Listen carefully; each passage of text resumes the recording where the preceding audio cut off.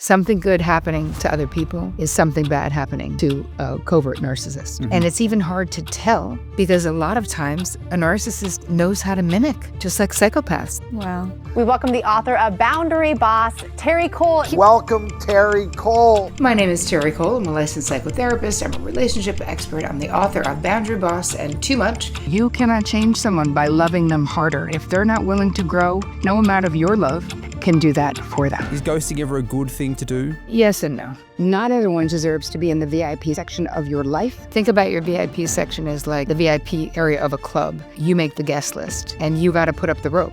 1 in 2 adults still argue and compete with their brothers and sisters. Why do so many women struggle with boundaries? Most of us were raised to be good girls and boys. Specifically for girls, it means shut up. Totally. Do what you're told. Narcissistic parents, they will befriend your friends. If you have a narcissistic mother sometimes, they will flirt with your boyfriend, try to upstage you at your own wedding. Wow. How does this then play out in our adult relationships?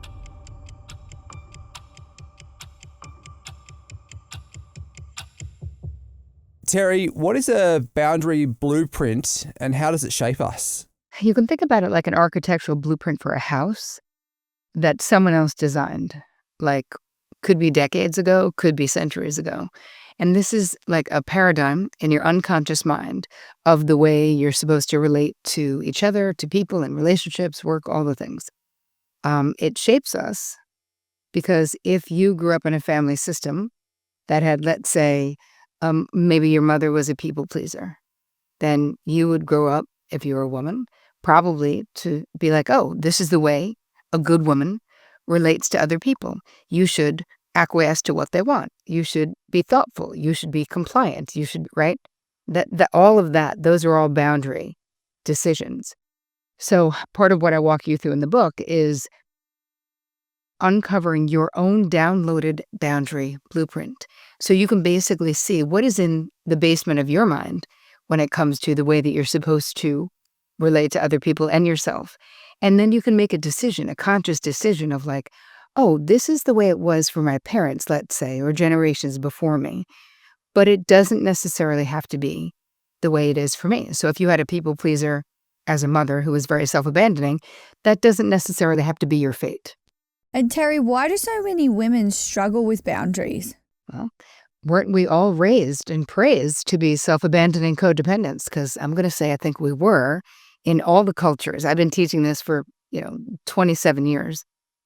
And I've been teaching women in 190 countries. And there's not one place that anyone has been like, oh my God, I totally learned about boundaries from my parents or in primary school or anywhere. So when you think about what was the messaging in childhood, most of us were raised to be good girls and boys, right? And what does that mean specifically for girls? It means shut up. It means do what you're told. Children should be seen and not heard. It means be a good kid, do well in school, but be good.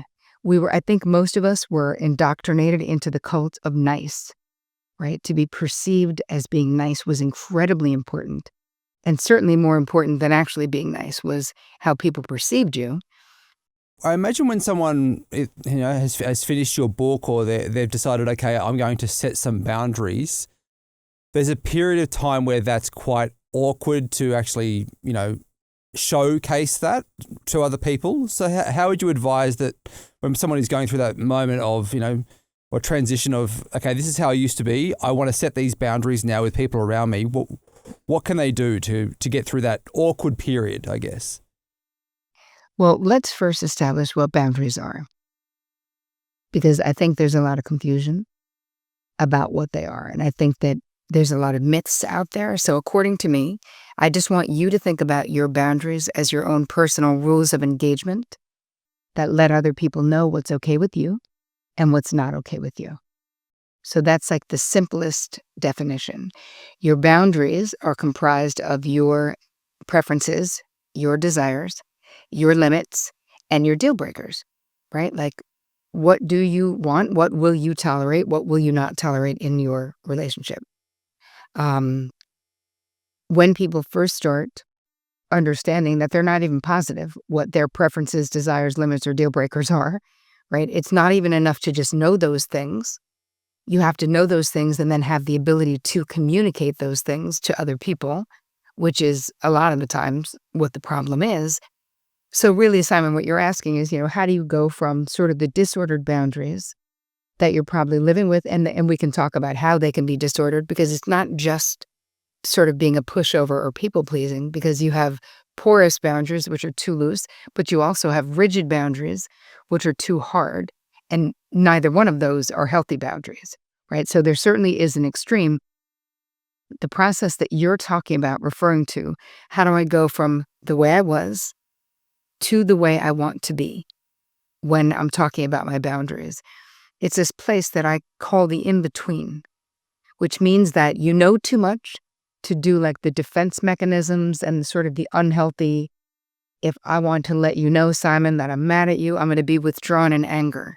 I'm just going to be quiet. It's going to get chilly in here, right? That's a dysfunctional way of letting you know that I'm pissed off, as opposed to me establishing a boundary. Oh, hey, I'd like to make a simple request that you back it up and change that tone of voice because it's kind of hostile, or whatever the problem would be. So you can't, once you start learning the process of establishing boundaries and really understanding who you are and what's important to you, you can no longer do that behavior, the dysfunctional behavior. And you have not yet mastered, right? You're not a boundary boss yet. You're not fluent in the language of boundaries. So we have this sort of uncomfortable place. It's just called the in-between, because it's almost like, Terry, why did you take away all of my weapons or all of my tools? And yet the reality is what you're going to be building is much more effective tools when you have the ability to vocalize and verbalize your boundaries clearly and concisely and early and often. When someone sets a boundary, let's say it's in the workplace or it's in a relationship, and the response is not exactly what they want. Maybe they get laughed at, or hey, what are you doing, or whatever that that shock is from someone where they've made that shift. What would you advise the person to say in that situation? Don't abort the mission. Because it gets a little uncomfortable, right? So what I would say is expect there to be pushback. Because if you look at our relationships, right, all relationships are like dances. I do this, then you do that. You do that, then I do this. We have our dances, right? There's a lot of repetitive dancing in our relationships. When you change your dance moves, who's going to notice? The people you're dancing with. They're going to notice that you're doing something different or that something has changed. And human nature says that that can be quite threatening to people. Because if it's someone that you love, unconsciously there's a fear. If you change so much, maybe you won't love them anymore. Or if you change, maybe you won't want them anymore. But as human beings, keeping the homeostasis or the even keel, right? We like our normal. We don't like different things. So you're definitely going to have people pushing back. So what helps in the courses that I teach on this, and I talk about it in the book as well, is just expecting that there's going to be some pushback, and have the realization that you are not that fragile and that your relationships are not that fragile. And someone can not like that you no longer interested in doing their laundry, let's just say. They can not like it, and you can still be in a relationship with them, and you can still not do their laundry. So I think that if we expect some pushback, we'll be less afraid when it happens.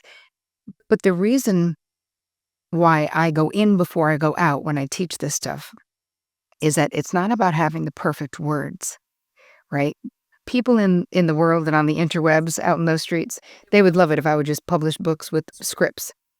Just tell me what to say. I'm going to say it. That all I need from you are the words. No, man, that's not what you need from me. You need to understand why it's so threatening to set boundaries clearly and concisely. You need to understand why standing up for yourself is hard. And it's not that we have to linger in third grade for 7 years. We don't. But we absolutely have to go back before we go forward. Because if you don't understand why it feels so threatening, even if I give you the exactly perfect words, it won't stick. You won't be able to say them, or you'll still go back on the boundary because you won't feel solid enough inside. So it's really more about you having a deeper understanding and having some self-compassion about, you wouldn't feel bad about yourself, right? If you really wish that you were fluent in, let's say, Russian, and you every night you prayed, I hope tomorrow I wake up fluent in Russian, you would never do that because you would know, well, that's not how I'm going to learn Russian. I need a teacher. I need to learn the language. I need to be willing to put in the time. This is the same thing. So my feeling is, don't feel bad. Anybody listening, don't feel bad that you don't know how to do it. And understand that you absolutely can learn. So that was the longest way around the barn, Simon, to get back to your question, which is, if you establish a boundary with someone and they don't like it, basically was your question, what can you do? You can acknowledge that they don't like it. I see this is upsetting for you, and I still can't work on Saturday because I'm committed to X, Y, and Z. I appreciate you understanding. Maybe they understand, maybe they don't, right? But that's not really your side of the street. Your side of the street is setting the limit, or whatever it is that you're doing in that situation. I really like the idea of the dance partner. That makes a lot of sense. Is if there's someone that you're close to that you're about to shift gears with, in a dance, sometimes the dance partner might signal we're going to move in a different direction. Is that a good idea? If like to kind of warn them that, hey, this is coming. I'm thinking about these things. I'm going to start making some changes so that they can see, okay, the dance is going to move, so that it changes some of that friction. It depends on the couple, and it depends, like there's two ways to go about this. So first and foremost, the person who feels like they need to learn and establish better boundaries in their life and communicate them better, right? That is the work that we need to do. So much of the time before we do the work, like all the people who take my courses, they want to be like, okay, so I'm going to grab a bullhorn and I'm going to just announce that there's a new boundary sheriff in town and everything's going to change because I want everyone to know, And it's almost like how we're trying to assuage our anxiety by being like, just giving you the heads up. Now, that's one way of looking at it. Now, I wouldn't do that, right? I don't think anyone needs to grab a bullhorn. I do think if specifically something is changing, warning your partner or talking about it, right? Saying, I've been really working on, or I read this book, or I heard this amazing podcast with Sonia and Simon that really inspired me to want to, like, it's okay to give your person a heads up, to say, like, I just realized I haven't been very clear, or haven't been very straightforward about my boundaries. And when I say boundaries, again, we have to remember we're talking about preferences, limits, and deal breakers. That's what your boundaries are. And I feel like people do not understand that.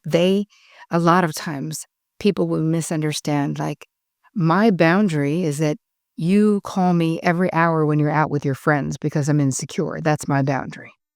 And you're like, no, man, that's not a boundary. That's control, right? That is trying to control you. Your boundaries have to do with you, just like other people's boundaries have to do with them.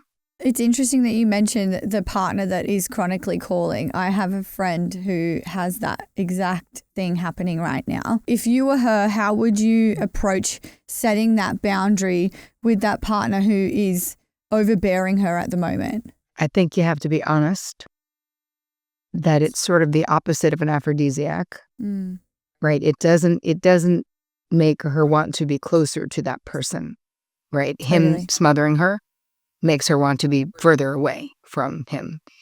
And I think it's her, if she thinks the relationship has legs and it has good qualities to it, I think she can say, I've noticed that the amount that you reach out to me, I'm feeling smothered. And I'd like to make a simple request that less phone calls and more space. Absence makes the heart grow fonder. And I feel like for me, it's too much contact throughout the day. Now, that person may be like, I can't believe you. I don't even know who you are. Because think about it. when you change something, the other person notices, as we established before, right? The dance partner notices and then is like, what are you doing? That's okay. They're allowed to. So I always have this 48-hour rule where I say to my clients, no taking anything back for 48 hours, because there's nothing that you're going to want to do more than take a boundary back when you first start establishing boundaries. It feels so threatening, and you want to be like, it's not a big deal, whatever, okay, fine, next time. You're going to want to take it back.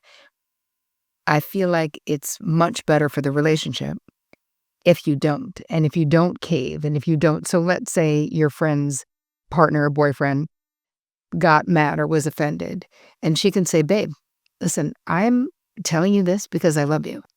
I'm telling you this because I see that when you call me too much, I don't want to be around you as much. I'm worried about, this is not me against you, babe. This is you and me against this problem. So let's look at it from that point of view. I'm not making you wrong. I'm saying I need less contact and I need more space. Yeah, if they react in a negative way, is that a red flag? It depends on how negative and if they come around. Yeah. So if they get really manipulative, if they get aggressive, if they get mean, those are going to be red flags no matter why they're behaving that way, to me. Yeah.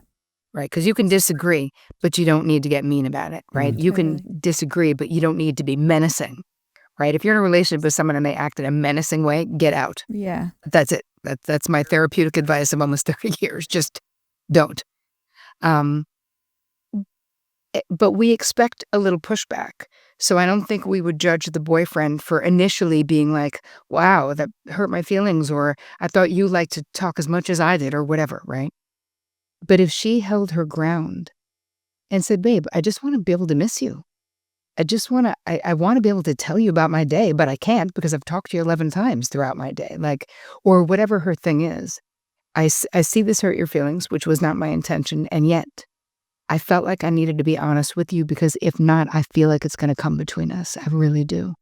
Terry, we're often told to treat people the way we want to be treated, but from what I'm hearing, that seems like the wrong advice because everybody is different. Is that right?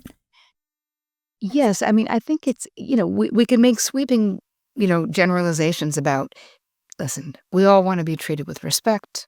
We want to be treated with consideration. I think that is, but the thing is, the reason we have love languages is what you're really talking about is we can't love people the way that we want to love necessarily, because those things are very different. If you look at the love languages, right? Most of the time, women want to spend quality time, and acts of service and sex for men. It's, of all the years I've seen over and over again about sort of the differences in love language. So I think treat people with the same kindness and respect that you want, but find out what makes them feel loved, because it's not necessarily the thing that makes you feel loved. Dealing with manipulative people, how would you, if we've got someone around us that is a manipulator, how would you handle that person if you want to keep them in your life? Well, you're going to keep them at arm's length, right? If you want to keep someone, but they're a manipulator in your life, you know that about them. So I always talk about your VIP section, meaning who has the privilege of being close to your most tender heart. It should not be someone who's a manipulator. So it doesn't matter if they're family, it doesn't matter who they are. They could be in the mezzanine, right? Think about your VIP section as like the VIP area of a club, that you're the only bouncer, you make the guest list, and you got to put up the rope. So not everyone deserves that much access to you, because if someone is a manipulator, they're not emotionally trustworthy. So first of all, know who you're dealing with, right? So you said, okay, you've identified that this person's a manipulator. Don't give them any food. Manipulators will always be like giving you bait. They're always trying to get a reaction from you. They're always trying to get you to do what they want you to do. So part of it is manipulative people should not know very important things to you, because they will use it against you, especially if they're like narcissistic or really toxic. You know, some people are just manipulative because they're selfish and they want to get their way and they want you to do what they want you to do, which is less um, bad, let's just say, than someone who really is a toxic personality. And so your awareness is one thing. And secondly, don't let your guard down, right? Don't be tricked. And I think that, it's in my first book, in Boundary Boss, I wrote a whole section on boundary destroyers, I called it, which was basically all the ways that master manipulators manipulate. So if you get really well schooled in what does it look like? What is love bombing? What is gaslighting? What is, flipping the script on someone? What, like all these different ways that someone can try to gain psychological control over you, because that's really what it is, right? What is manipulation? I'm trying to get you to do what I want you to do, basically. So you can become actually very well versed in the most common ways that manipulators manipulate. Let's talk about narcissism, because it's a word that gets thrown around a lot. We see it everywhere. I would have a level of narcissism. I'm sitting in front of a camera and a microphone and there's lights. There's got to be a level of narcissism to put yourself in this situation, right? What level, like what are the different levels of narcissism, and is narcissism in all of us? Yes and no, right? Like I would consider what you're saying. I don't think that there's a level of narcissism because you have a podcast and because you have a camera on you. I feel like you're confident, you have something to say, you guys are interested in helping people. Like there's all these other aspects of that too, but there is a certain amount of confidence that must exist to do what you're doing, right? So I would categorize it differently, because we all have a certain level of, as you're saying, if we don't use the word narcissism, since it's so overused, let's say we all have a certain level of self-absorption or self-referencing or self-interest, right? Which is human nature.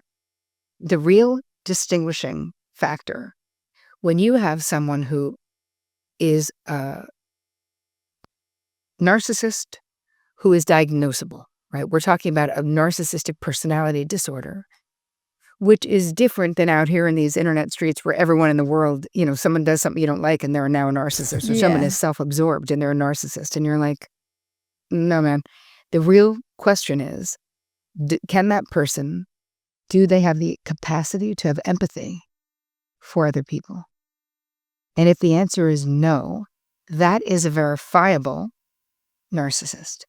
And it's even hard to tell, because a lot of times a narcissist knows how to mimic, just like psychopaths. They know how to pretend to have empathy, even though they really don't. They're not feeling that inside.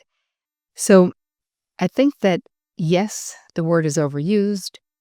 And yet I do think that because, how many people are self-reporting that they're narcissists? Like, I think that, Dr. Ramani talks about, it being so underreported, narcissistic behavior and abuse, which she's a real expert in, because, you're depending on the narcissist to tell you that they're a narcissist. No, according to them, you're the friggin' problem, not them. You know what I mean? Yeah.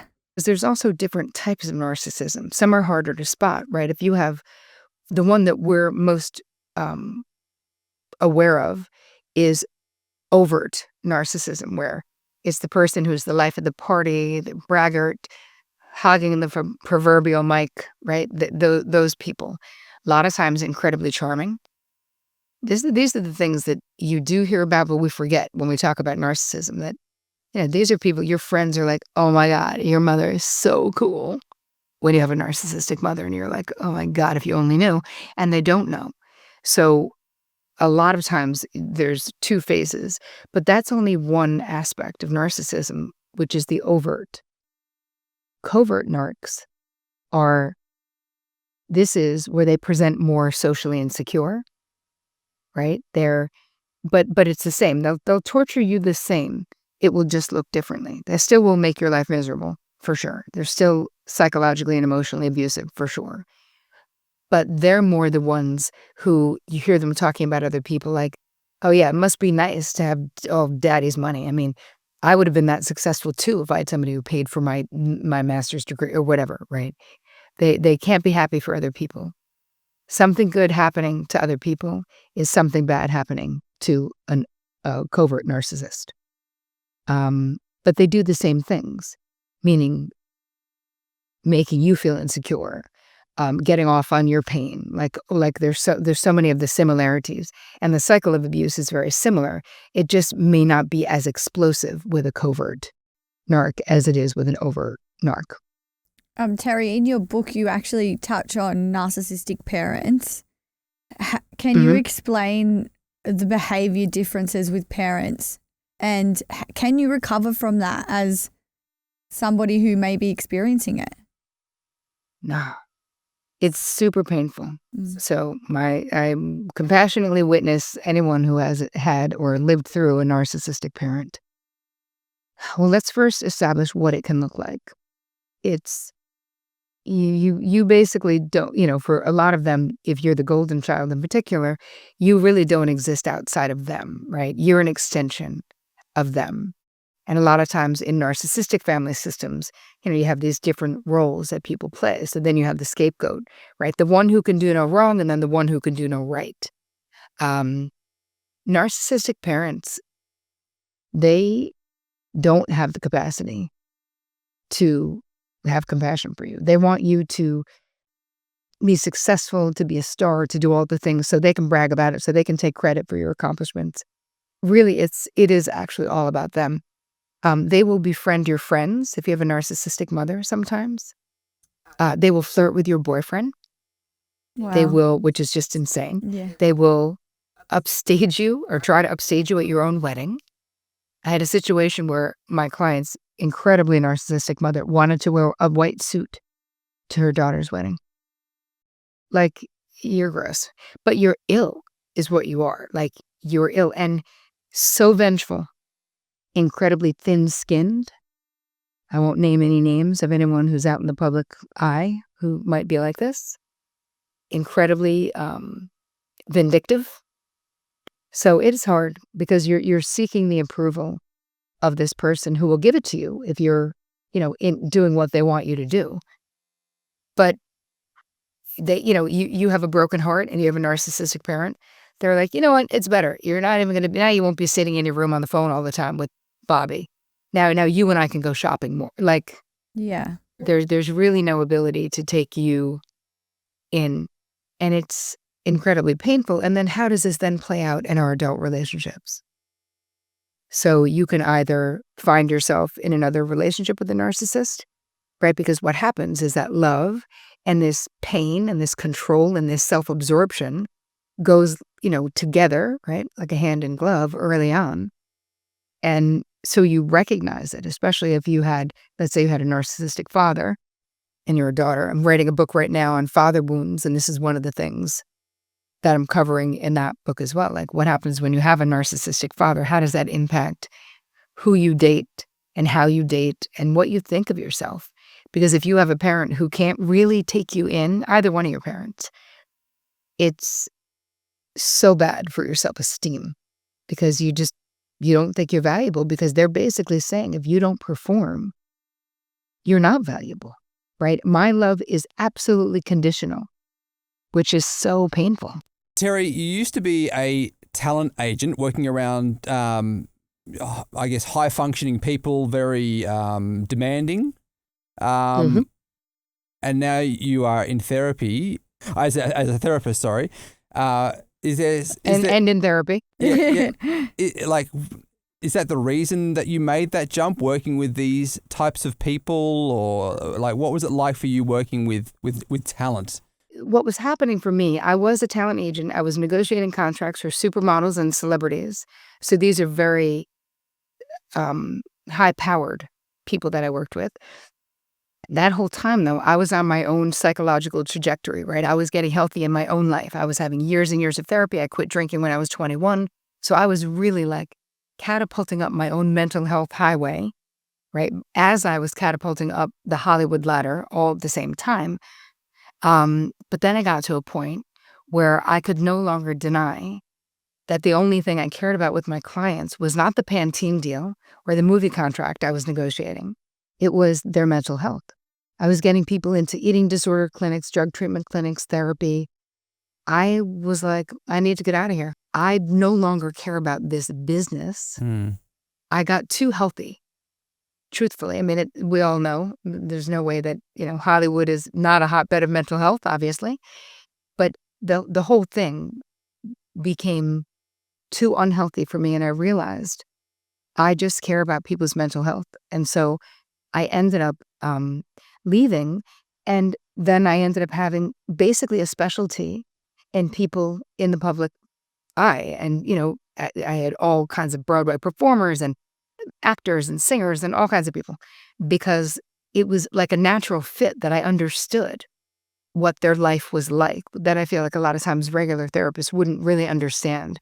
If they had a third callback and they cancel my session, it's not some resistance to therapy. It's they had a callback for a job that they want to get, So for me, it was a natural transition, and it was very similar, because by the time I got to that point in my career as a talent agent, I just realized I felt like I was being a part of the problem, especially being involved with the modeling industry, which is everyone. Keep in mind, you guys, this was the 90s. This was like George Michael, the Freedom video. Supermodels were absolutely huge, exploding. And I had a niece who had a weight problem at that point. And I was thinking to myself, what am I telling her about her by being a part of this business that like fires people for being 2 pounds overweight? I don't know. It just felt like it was time for me to go. But it was sort of a natural transition. Yeah, Terry, I feel very similar. Well, we worked in traditional media, and that was all about, getting the clicks, getting the eyes, getting the attention. And to be really honest with you, the attention that we were trying to grab was pretty negative majority of the time. And this podcast that we're doing now feels like it has a purpose. It feels healthy. The people that are part of this community, the people that are listening to this podcast are trying to grow. They're trying to learn more about themselves. Yes. And it just feels so much healthier that we don't have to, I guess when we were in that system and we didn't really have the option of podcasting, this is going back, 10 years ago, the only option that we had was to do the content that was getting attention at the time. And now there's this for people like us, which we don't have to go and do all of that other content that we're not really passionate about. And it feels so much better. It feels so much more, it just sits a lot nicer with us. Yeah. Right. But you're really talking about, Simon, though, like you holding on to your own values and your own morals, because we all know right and wrong. We all know that like clickbait stuff and all the negativity and all the bashing people to get clicks and all the ripping down of celebrity, like there's no way anyone doesn't know that that's wrong, because it just is. So the fact that you can do this where you're adding value to the world, which is what I do with my podcast as well and all the stuff that I do, that's like a legacy. That's like a different way of living. That's aligned with who you actually are. It's really a big deal to be able to make that change. So kudos to both of you. Terry, I want to talk about codependence. How do you know if you're being kind or it's codependency? Like, is there a difference? Because sometimes I know I get confused by that.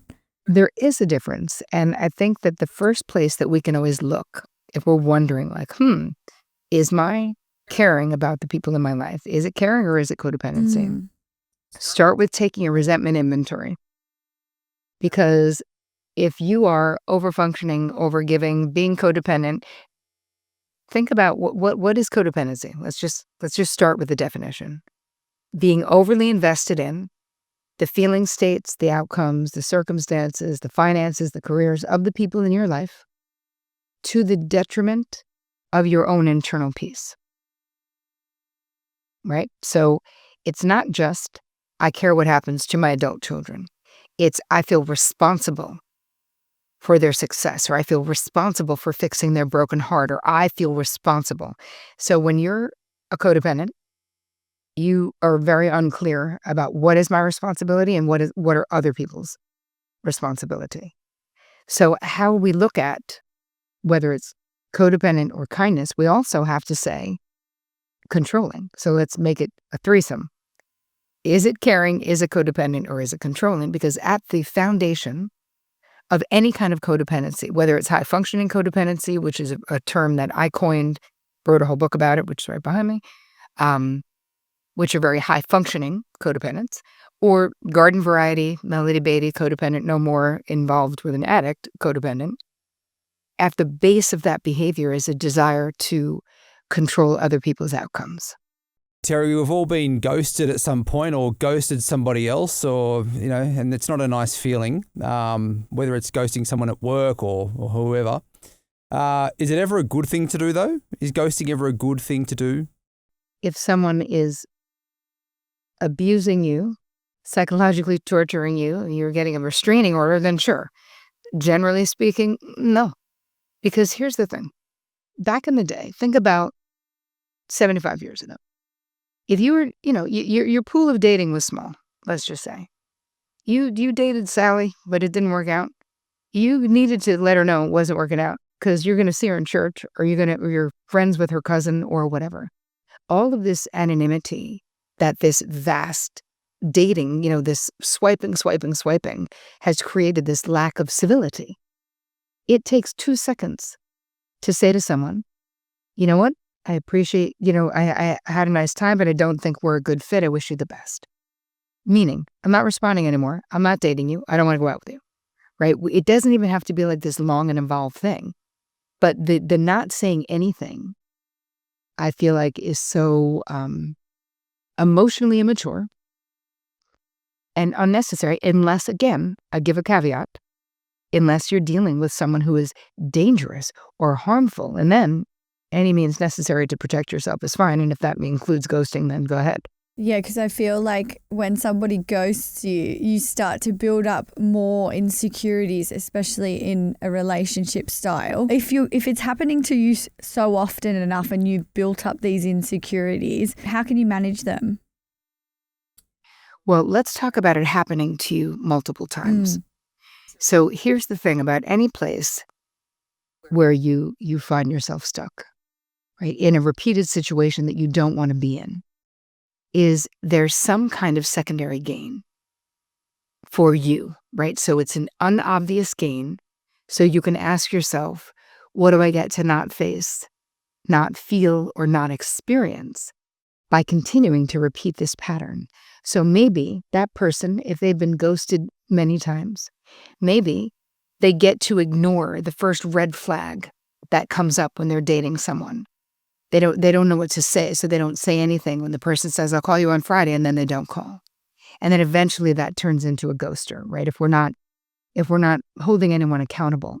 So I think that the best advice for dating is to be honest. Like, tell the truth.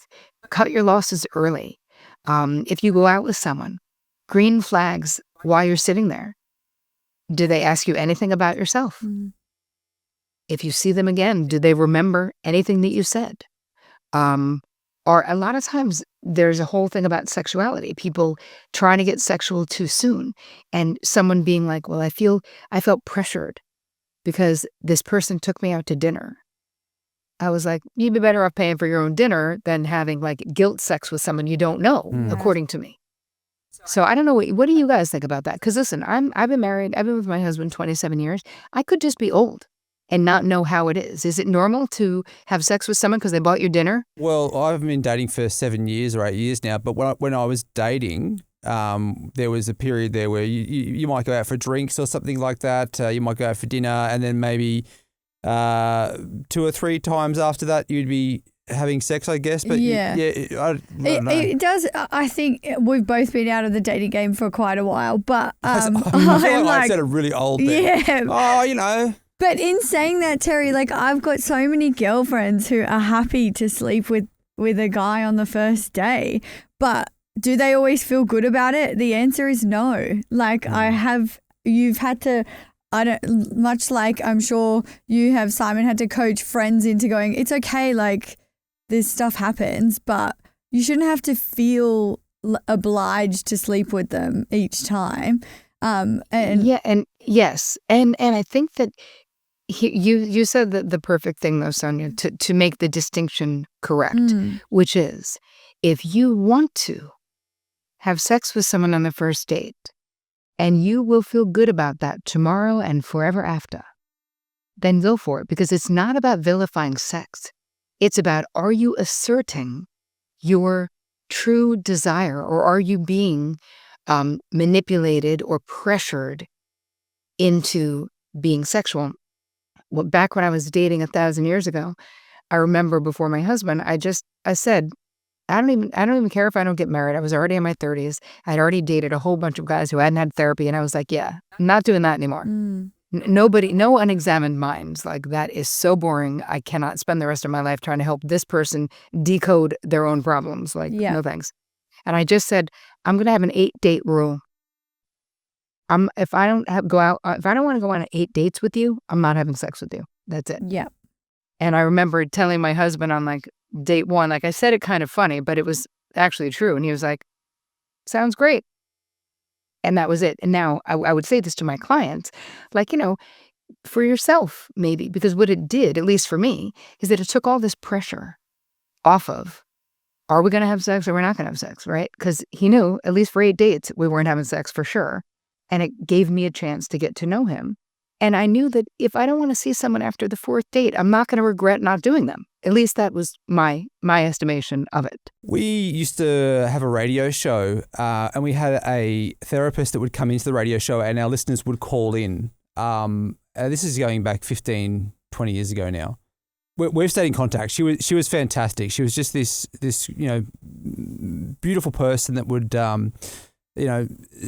at the time, to be honest with you, we were always going to her for advice and asking her, because we heard her doing it with the listeners. So we had personal things going on. We would be asking her questions. Sure. Recently, we found out that the partner that she'd been with was actually this really toxic, bad person. She was a person that was helping others. She understood all of the boundaries. She understood all of the things to watch out for, but she let it into her own life. Yeah. Is that common? It is, because, we all do what we do for a reason, right? We all seek to get into whatever field for a reason. I mean, I always say you teach what you most need to learn. And I think that's accurate. And it's almost like maybe her helping other people avoid what she was experiencing gave her hope or made her feel empowered or whatever. But it's hard because it also brings up a lot of shame. If you're like a relationship expert and you haven't figured it out in your own relationship, it makes you feel bad that you're human too. But I do think it's common. I mean, what do we call them? I'm not saying this about your person because I don't know her, but in the field, we'll call people wounded healers. Yeah, she was brilliant at her. I would still go to her for advice now. I wouldn't judge her for that at all.